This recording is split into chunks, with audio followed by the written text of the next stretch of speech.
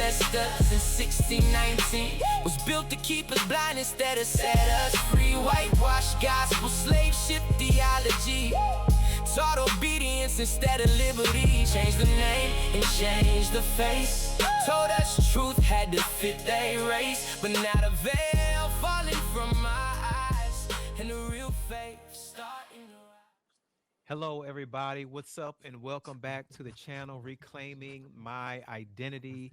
I am back here and I have a guest with me today, Mr. Michael McTavish. Michael, tell us about yourself. Tell me where you are, where you live. Tell me a little bit about you.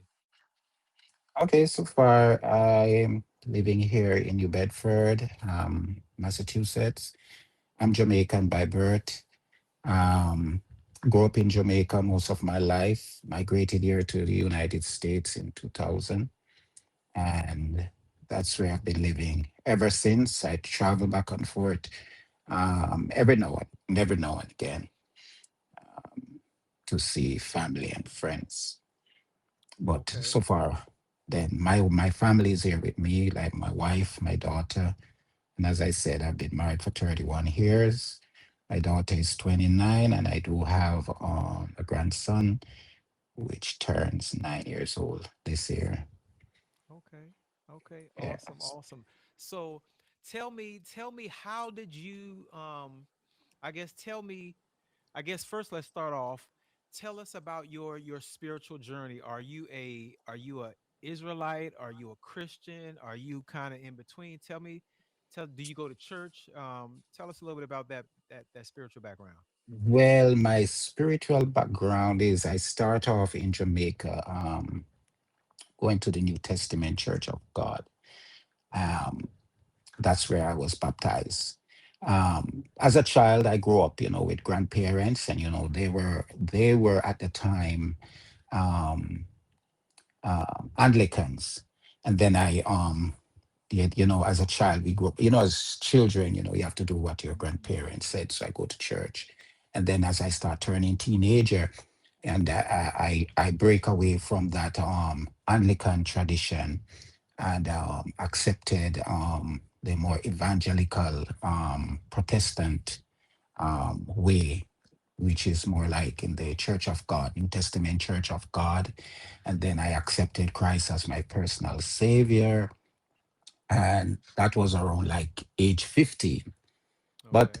as time go by, you know, um, I remember one year I went to a training camp, um, a vocational training camp in Jamaica, and there were other students there at the time. Like you had Adventists, you have a lot of old other denomination there, Hmm. and the question of the Sabbath came up, Okay. and I was approached by, I think it was an Adventist, and they said, "What do you think of the Sabbath?" And I said, "Well, it's not necessary because I'm going by the teaching that my um, pastor gives me, so, and I believe that." And I said, "Well, it's not important. It was abolished. It is not for Christians and all the rest of it." And then, it comes with one portion of scriptures where it said that, this, he presented me with a few scriptures, especially one that was really sticked out where it said the Sabbath was made for man and not man for the Hmm. Sabbath. And that really, grabbed my attention. And then I went back home for vacation one weekend and I went to church. And I went to my pastor about it. And I said, "Listen, this is what comes to me, was presented to me. What do you say about it?" And just like how we are been here talking, Hmm. he was saying to me, "No, brother, it is not, Sabbath is not right. And it was abolished and all the rest of it." Hmm. And I share with him what was given to me. And in the Hmm. space of 10 minutes, my pastor admitted to me that Sabbath was right. But, Wow. but it is not compulsory. Okay. And from I hear that, that settles my question. And I said that Hmm. was it.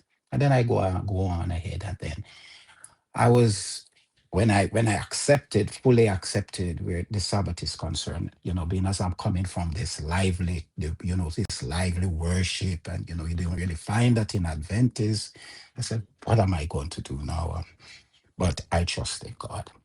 Mhm. So I remember at the academy where I was, training academy, I had a counselor. He was a Christian. I didn't know Okay. where he was from. And then, you know, um, I know that he was a Sabbath keeper. And then he said that he was from the denomination called Seventh Day Baptist. Okay. So I said, okay. So I asked him what they believe, the style of worship, and all the rest of it. So when I go to Seventh Day Baptist on Sabbath, he invite me, and the worship was similar Mhm. to coming out of the evangelical. They were lively because I used to this lively worship and clapping, lively worship and all the rest of it. So I find myself comfortable there, and I become a member there. And in a sense, I'm still a member right now. But I would say no, my journey wasn't complete. Um, it started the change that I would like, that I would see me coming more heading towards Israelite, being an Israelite. No, Okay. it happened in 2021. And along when I came here in 2000, as a Christian, you find yourself, at times you find yourself not so at the position that what you were supposed to be with God. I find myself straying, not exactly doing what I was supposed to do. Although in the back of your head what you're supposed Mhm. to do, but you end up finding myself wandering and all the rest of it, getting involved with stuff that you're not supposed to. And then I start to hack myself. I find myself really, really straying. And then I often ask myself this question. I said, Lord, am I condemned? I don't want to go in the specific what was happening. And I asked the Lord, I said, am I condemned? And it's like, that the enemy is speaking to you and said, like, and will say, yes, yes, yes, yes. Mhm. And something else will say, no. But at the same time, things still happening. And it's like I was heading into a part where I was starting to accept that, well, whatever happened, happened. Until a dramatic turn take place. I was skimming through the internet, and I came up on a video. It was a Mhm. whole string of video, and it was coming from, I don't know if I'm allowed to say who it was, where it was coming from. You can say what you Yeah, say. right. It was the videos was from um, the gates of Hulda, The Gates of Holda. Okay, the I've heard of it. gates of Hulda. Mhm. And one of it was saying, one of the topic was, you are not who you think you are. Mhm. And, just looking at them, I thought that, they were just, but I came up I saw it like for a couple of days, but I never really stopped on it. And then one day I stopped and I said, let me listen one of this. And the one it was saying, yes, I think that one that say you are not who you think you are.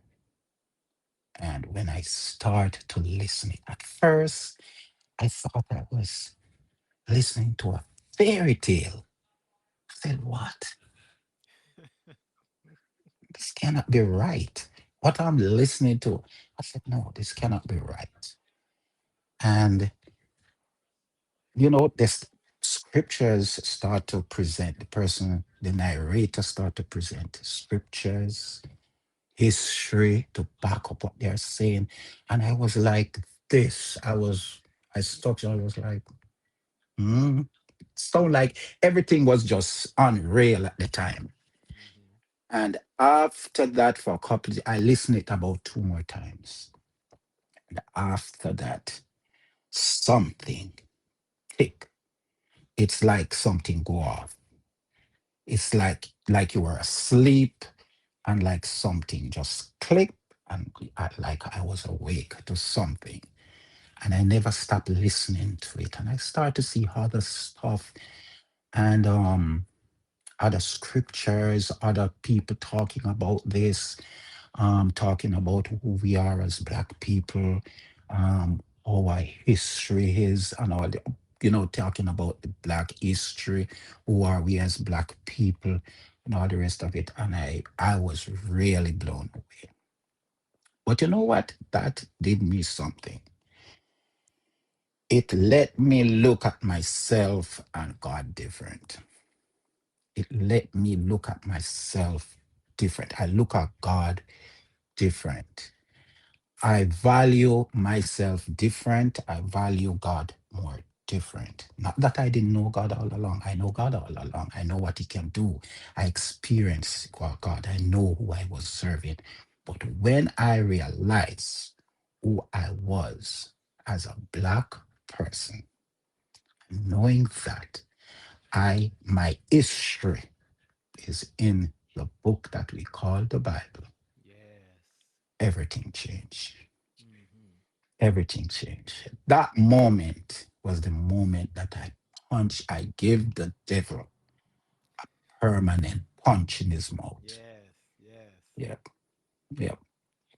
I mean, it's been a struggle, still, but, you take one step at a time, Mm-hmm. one day at a time. You cannot live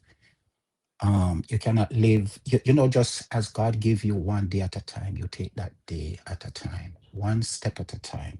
You cannot live the life by yourself. You have to have the Holy Spirit to guide you, and that's the only way we can move along, is with the Holy Spirit help. So so this was this 2021? That was in 2021. So here 2021. we are 5 years later. And so what does your spiritual journey look like? I mean, do you I'm assuming that you are a Sabbath keeper. Yes, I am. I Um, am. do you go to a particular church? Do you consider yourself um, a Hebrew Israelite?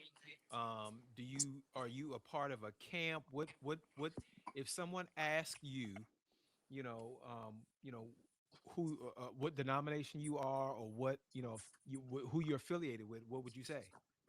I'm not a part of any camp yet because where I am, in this part of Massachusetts, there is not any camp. The only set maybe I see that would be near.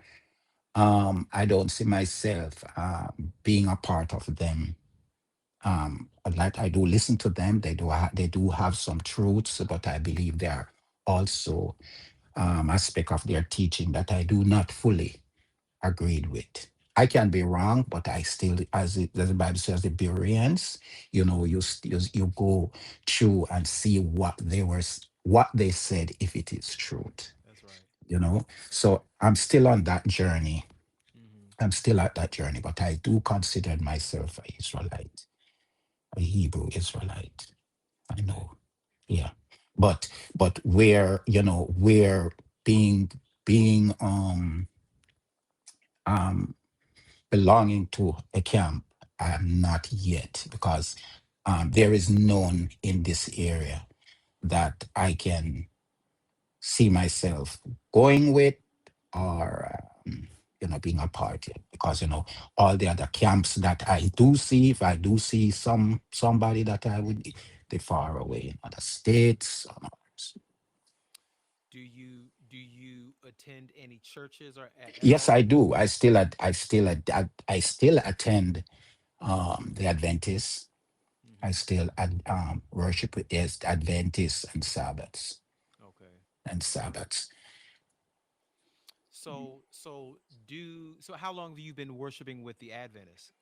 Well, I've been worshiping them with them. You have to say since I came to this country, I've been Wow. worshiping with them because we do have a 7 Day Baptist here, but it's mostly it's not it's maybe the same journey that I travel to, Hmm. but they are more on they are, I would say, they're mostly white folks. You Okay. know, white folks worship far way different from how Yes. black folks worship, right? Go about worship it, right? So you don't feel that what I mean, right? I do Yeah. occasionally if they have something, like if there's a in gathering like for from other 7 Day Baptists where people from like the New York area to come up along, I'll go. But like their regular congregation, I don't feel comfortable going because it's like maybe 20 minutes or what you're going and that's it. That's how white people Yeah. worship, right? Yeah. Nothing in depth, Right. right? So, you currently attend in Adventist church. So, have you spoken with um, anybody in the church, in the Adventist church? Have you spoken with the pastor? Have you spoken with anybody about, I guess what you believe? Um, Yes. and I what was their response? not the pastor, not the Hmm. pastor yet. Not the pastor yet. I Hmm. do spoke to other members. Well, a few members there, quite a few members there. Be surprising.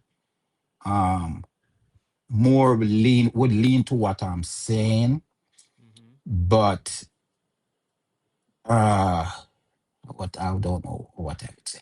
More, like for instance, certain topics will come up, like we are as black folks, and all the rest of it. Certain things, like for instance, topic will come up about those ish people over in Israel, and I would say that I do not believe they are the right people. And Hmm.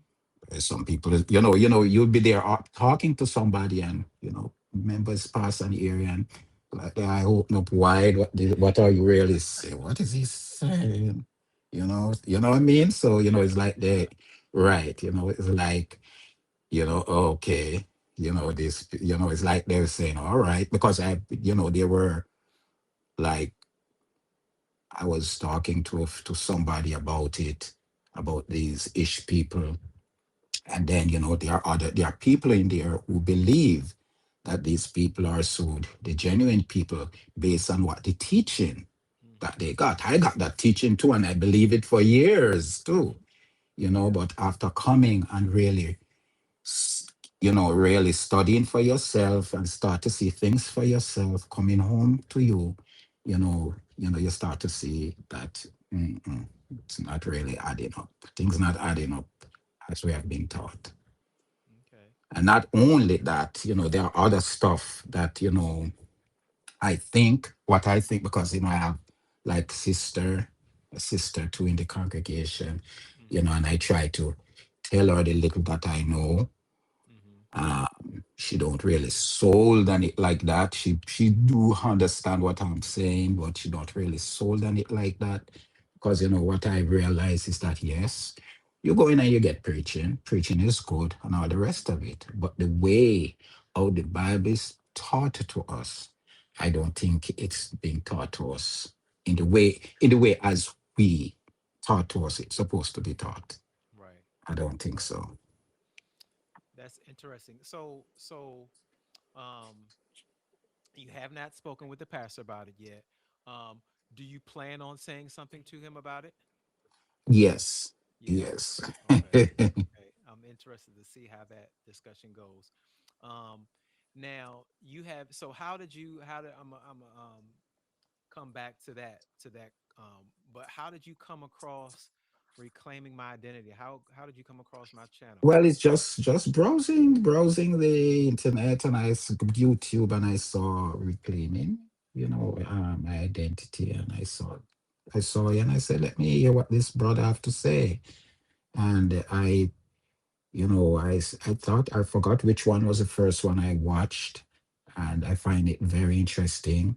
And the way you come across is very, very humble, very humble. You don't upbeat yourself. And of course, you listen to the other person. You give them their say, and then you have your say. And you come across with your scripture to back up what you're saying. And I said, I find it very interesting, and I always look forward to your programs. Hmm. And then I don't remember which one was the last one. I think was the one where you said that there was something about the Israelite, something. I forgot what was the last one you did. And you were trying to say like, um, I don't remember which one it was, but it was Hmm. something about the Hebrew Israelites, something like that. Oh, Hebrew Israelites are wrong. Yes, Um, yes, I thought right. I thought that oh, was the Black Hebrew last one. Israelites are wrong. Yes. Right, right, yes. And I think that is one of my big thing with, as I said, the other camp. I won't say who they are, Hmm. which they think that it's just black folks. I Hmm. may be wrong, but I do not think that they said that it's only black folks will be in the kingdom. Hmm. A white man, as they would say, the white other nations have Hmm. no part at all.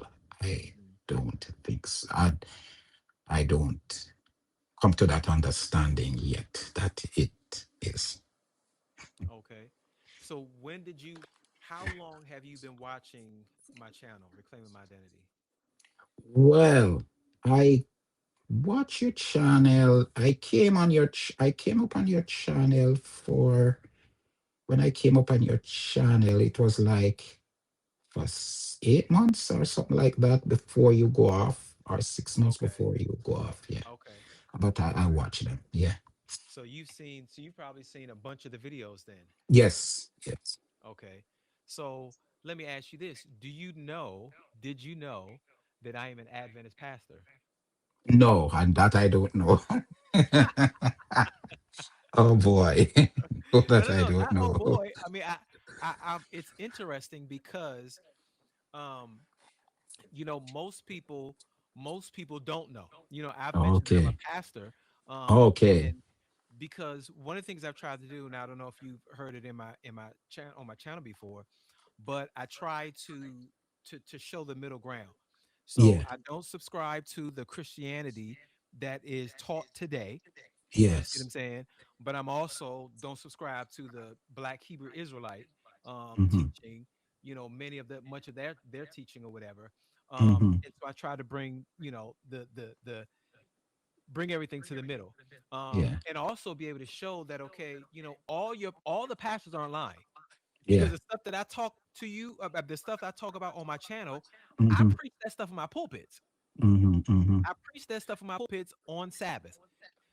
I teach that stuff to my people. So my people, my congregation, is just as woke. You see what I'm saying? They know who they are.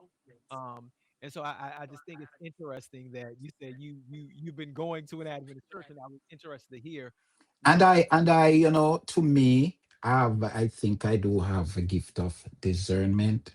Hmm. The pastor at that church, I can see, to me, I don't know if he knows, Hmm. but I can see him heading in that direction. Okay. The way how he preach. But think, to me, I think I would say, is that I don't know if, say for instance, maybe somebody would believe, so if you approach them in private, they may say yes I do, but Hmm. in public they Yeah. won't come with it. That's Right. how I see him. He's a man. He's really I would say he's really I think he's a man of God. Hmm. I think so. He's very genuine. I saw that genuineness in him.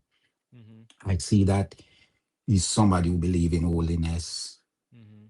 um I think he's very down to earth too. And I said, it's just that I do not push to go see him. I just, it's like I'm waiting for the right moment Right. to go to him So you and said say something. this is in Massachusetts, you said, or Connecticut? Yes, Massachusetts. Yes. Massachusetts. Okay. Um, And this church is this church. Maybe you may know of no, Berea Seventh-day Berea. Adventist. I Yes, I in don't. Dorchester, You say it's in in Dorchester, Dorchester, Dorchester. Massachusetts. I Yes. don't. I don't want you to say the name of the pastor here. No. We can talk about it offline or whatever because I'm interested to know. Hmm. But it is a controversial topic, Yeah. controversial subject. That is. Have you ever thought about traveling to Africa but told yourself it was too expensive, too far away, or too undeveloped? Many of us have. At Reclaiming Our Identity Travel, we're changing the narrative because South Africa isn't undeveloped. It's vibrant, modern, and deeply rooted in history and culture. It's a place of breathtaking beauty, powerful stories, and people whose warmth and resilience shape the experience in ways no brochure ever could.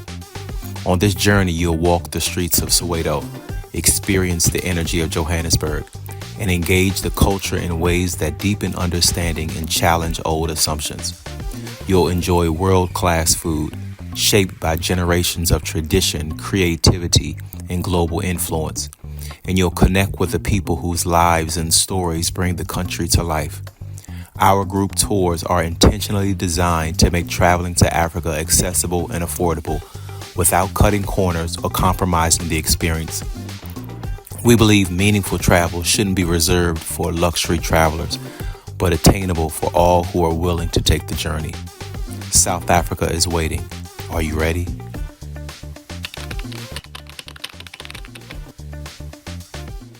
So, um, it's this is a controversial topic, and Hmm.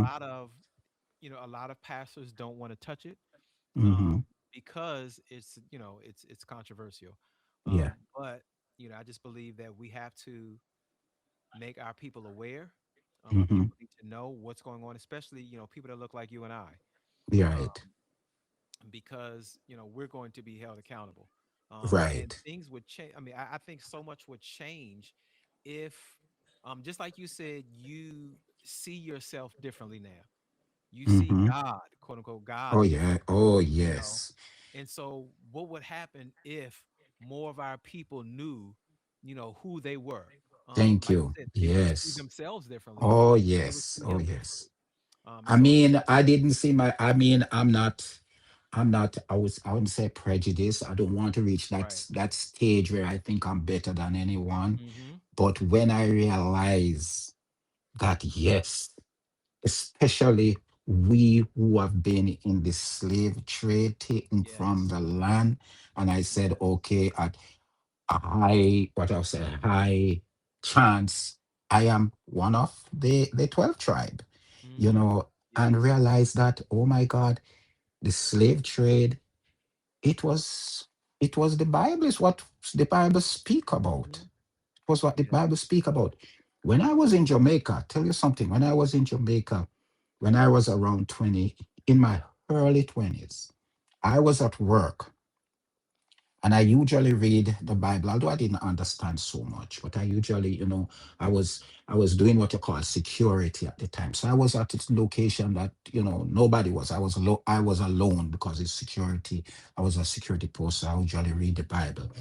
And this thing always come to me that, you know what, I'm not prejudiced. But there was something was telling me that black folks there was something special about black folks, but I could not put my finger on it. I could not put my finger on it until 2021.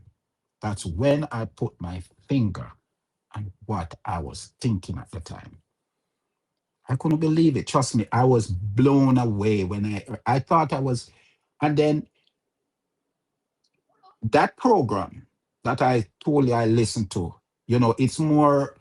is more historical part. If you listen, it's more Yeah. should that person. Yes, they go into scriptures, but it's more history, giving you the background Mm-hmm. history. I tell you, man, I thought I was listening to a fairy tale. I thought I was listening to a fairy tale. I couldn't believe it. And Mm-hmm. as I said, after that, and I really get grounded in it and see the truth of it, I look at myself different in God. I have a different mindset altogether, Yeah. especially towards God. And Yeah. my relationship towards God changed totally. Mm-hmm. Totally. I told my wife knows she's not 100% sold on it yet and all the rest of Mm-hmm. it, but she understand that when I'm watching the videos, the teachings and so on, I let her see for herself, you Okay. know.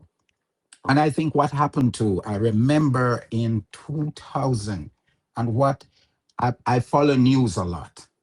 Mm-hmm. I follow the news a lot. And that started happen in 2001,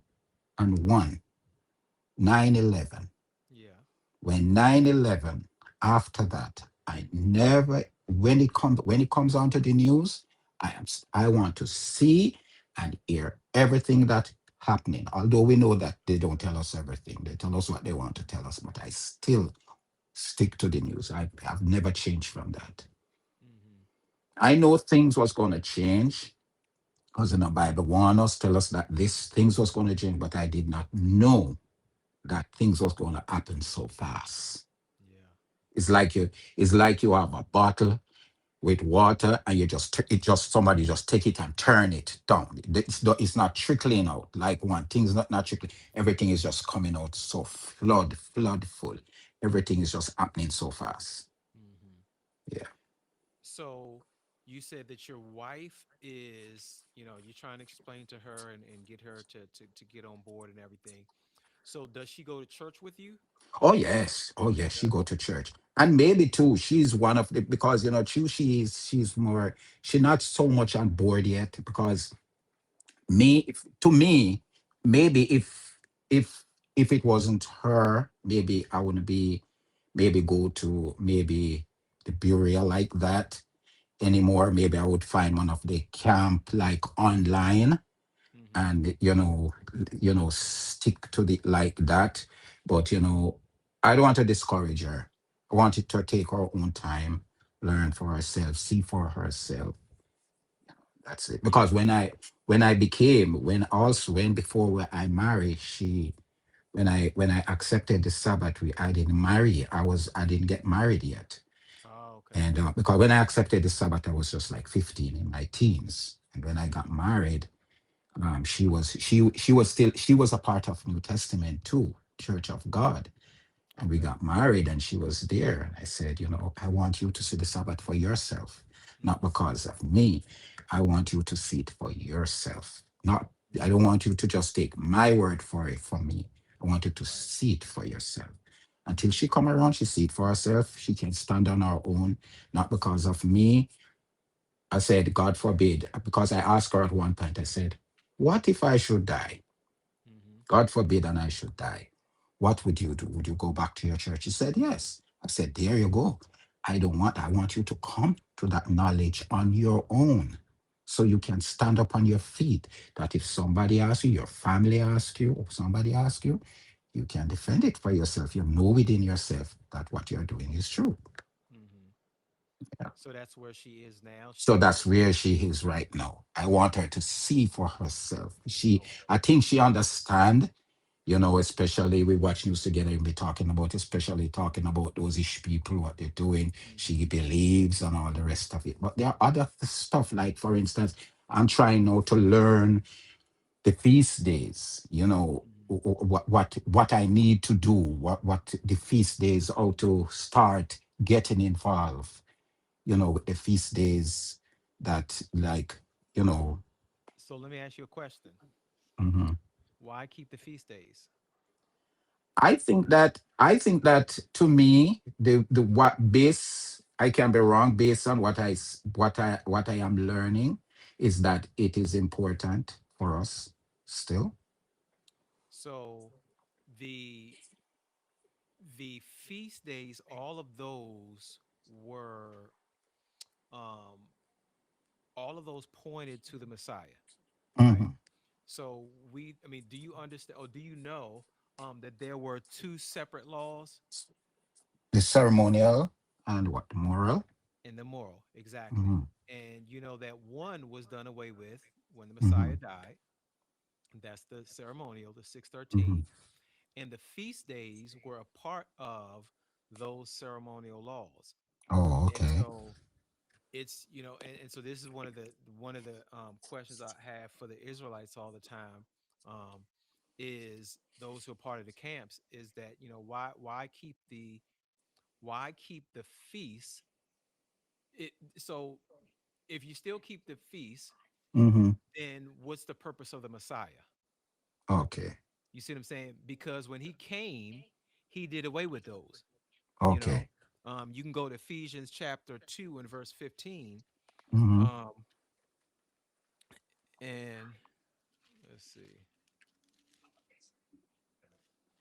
Ephesians 2:15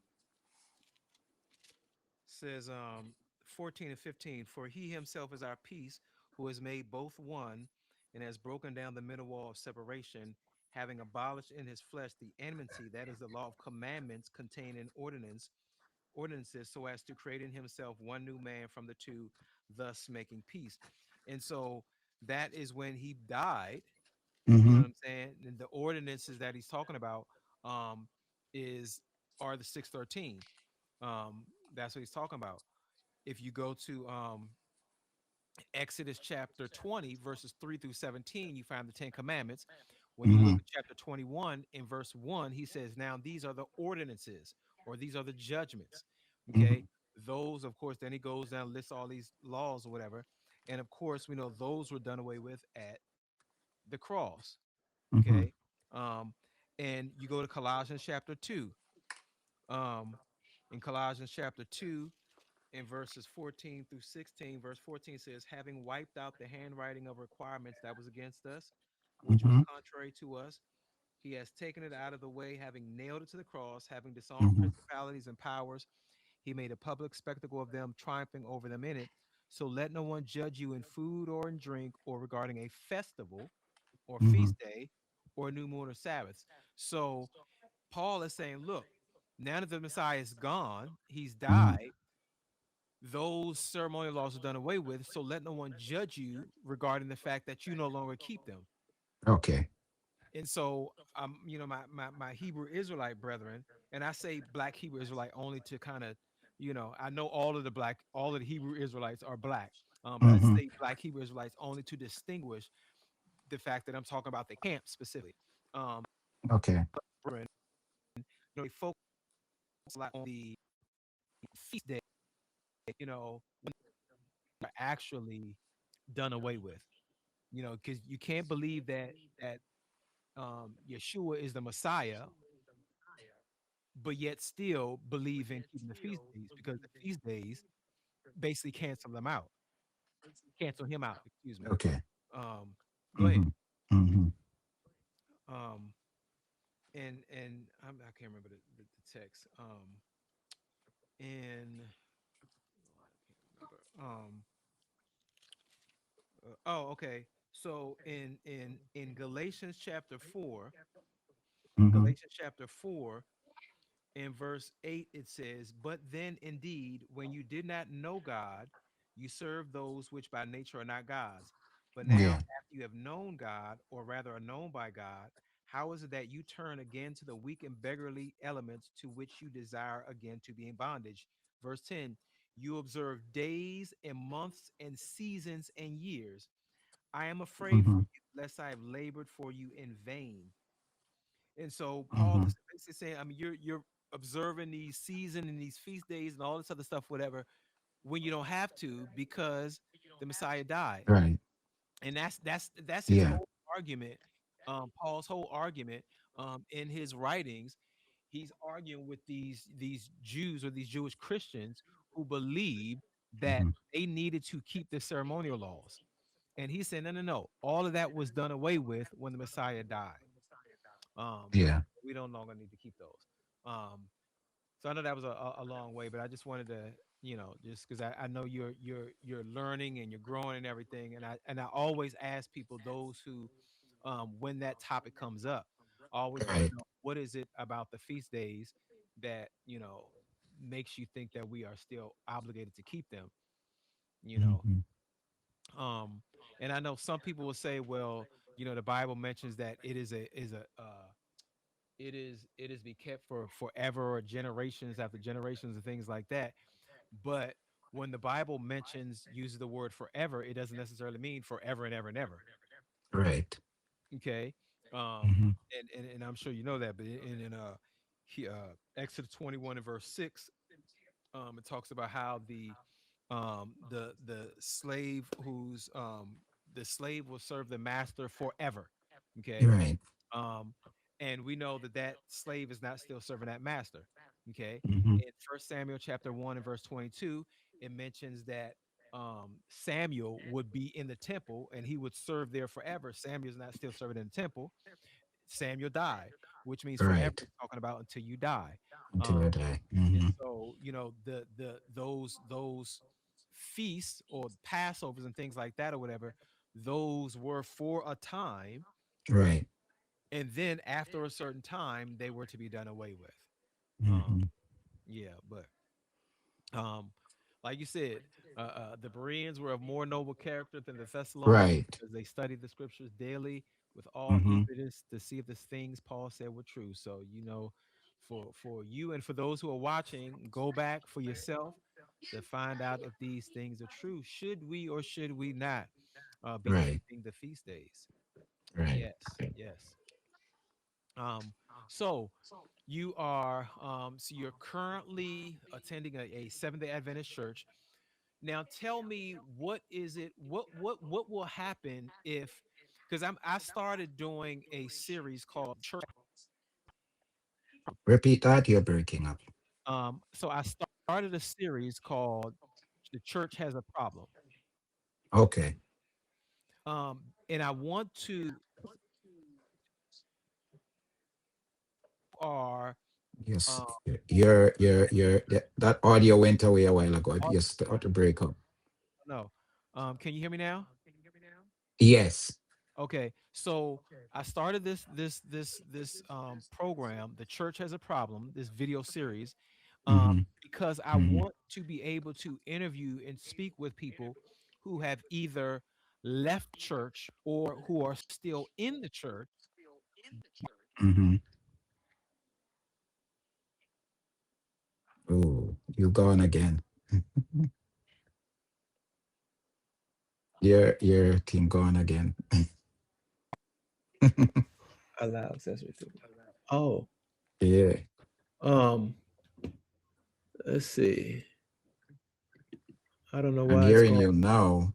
Can you hear me now? Yeah, it's going in and out. I don't know why it's going in and out. There's nothing wrong with my internet. Okay, I'm hearing you now. Okay, so I did this series called "The Church Has a Problem" because I want to interview individuals who've either left the church or Hmm. have or are still members of a church, still go to church, but they are really just there out of convenience because, maybe families there, something like that. But because of what they believe, what they now believe and understand Hmm. themselves to be Hebrew Israelites, they may not be getting that from the church, and so they are, they may have left, or they're in the church but they're really just disconnected from the church. And so, do you think that you will ever get to a place where, okay, I need to put it like this: if you had another option outside of the church that you're going to now, would you take that other option as opposed to staying in the church? Yes. Okay. Yeah. Okay. Right now, yeah. Based on what I see, yeah. Yeah. Okay. Because as I said, it's not only with Adventists. Hmm. I heard from other church circles, people who touch this subject, especially about who we are, and the Mm-hmm. way how they dismiss it and all the rest, the way how it's just dismissed. Mm-hmm. It is just dismissed. And it's like, to me, for us to get the understanding of really who we are, Mm-hmm. most of that is in the Old Testament. Right. In the Right. Old Testament.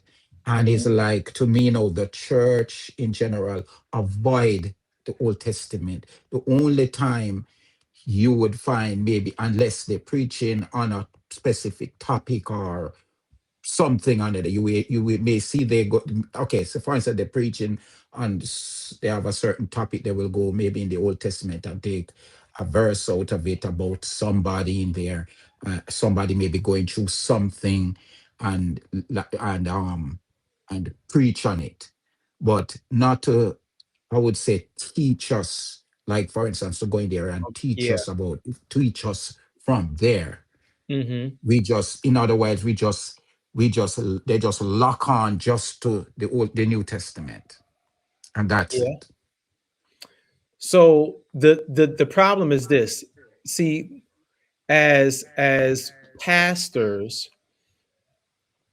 we are taught in these uh, European institutions, Hmm. and we're taught a certain type of we're given a certain type of understanding of the scriptures.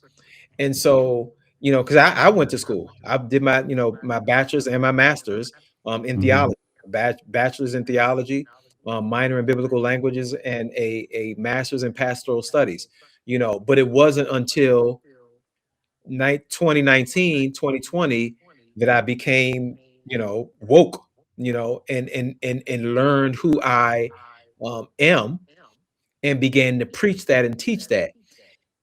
And so prior to that, I didn't see, myself in the scriptures, and so I would have been just like everybody else. I would not have been preaching this stuff, because I didn't know this stuff.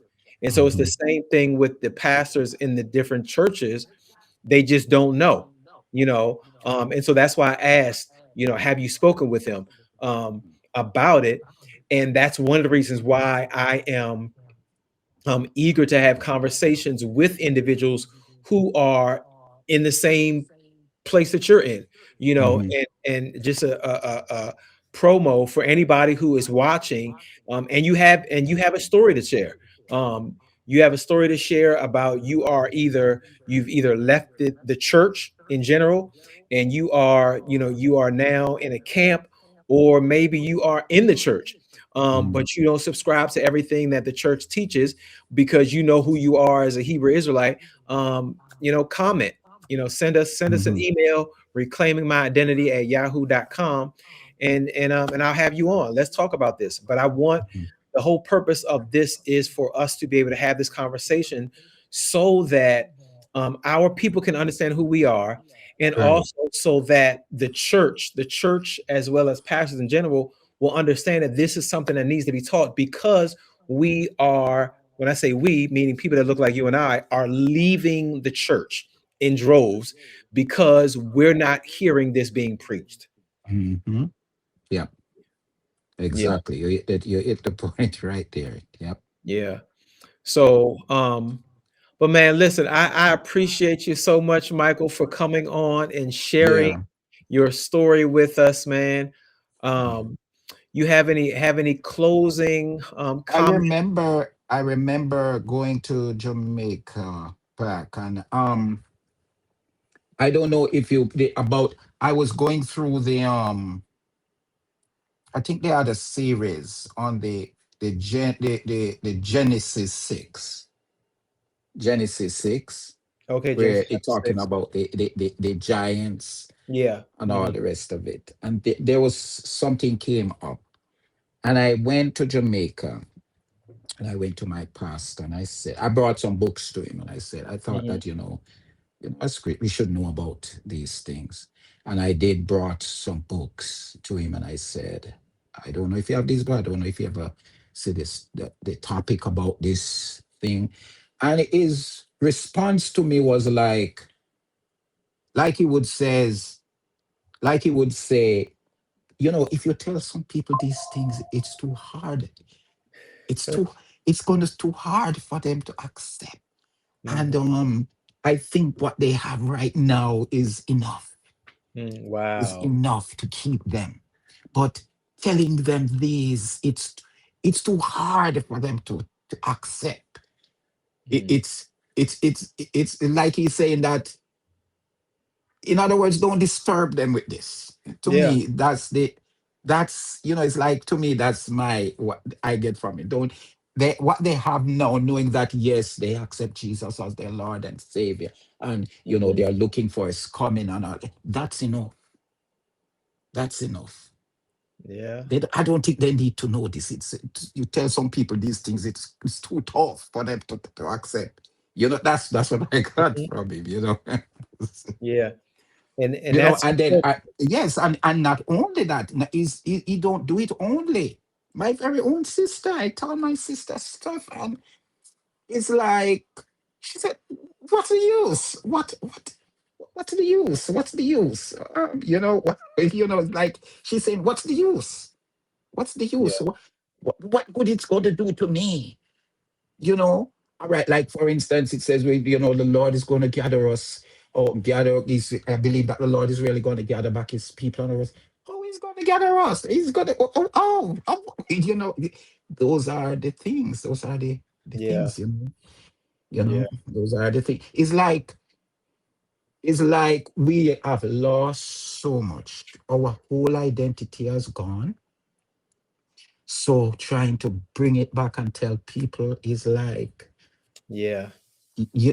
it's like, yeah, okay, Well, yeah, man, a- uh, all we can do is just try to share the message and hope that people yeah. will people will accept, man.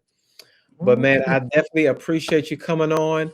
Um, and blessings on you as you continue to grow in your spiritual Right. walk, and learn more about who you are and who we are as the people. For those who are watching, if you are not done so, please like, subscribe, share. And we will see you in the next video. Once again, if you would like to share your story, send us an email at reclaimingmyidentity@yahoo.com, and we will see you in the next video. Okay, my brother. Take care.